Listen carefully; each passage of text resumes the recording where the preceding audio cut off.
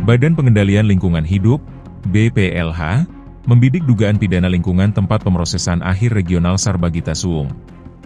Bahkan dalam sebuah surat beredar, yang berisi logo dan nama Kementerian Lingkungan Hidup, Badan Pengendalian Lingkungan Hidup itu, tertera penetapan satu tersangka dalam kasus dugaan pidana lingkungan TPA Suung ini.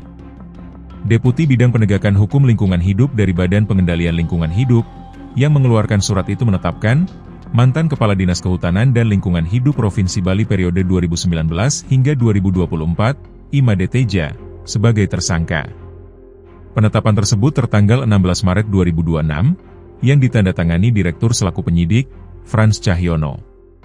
Dalam surat ketetapan itu, dijelaskan bahwa penyidik telah menemukan minimal 2 alat bukti yang cukup, sehingga status hukum terhadap yang bersangkutan ditingkatkan menjadi tersangka.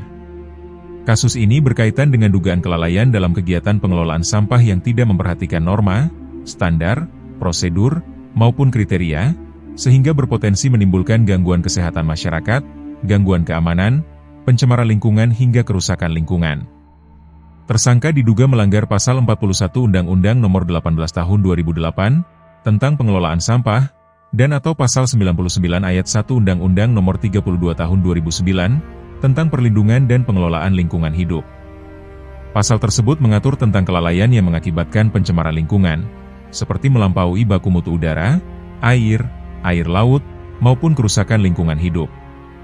Surat ketetapan itu menyebutkan penetapan tersangka berlaku sejak tanggal ditetapkan, yakni 16 Maret 2026 di Jakarta. Hingga berita ini diturunkan, belum ada tanggapan dari Made Teja yang dikonfirmasi pada Selasa pagi. Ketut Winata, Bali Post.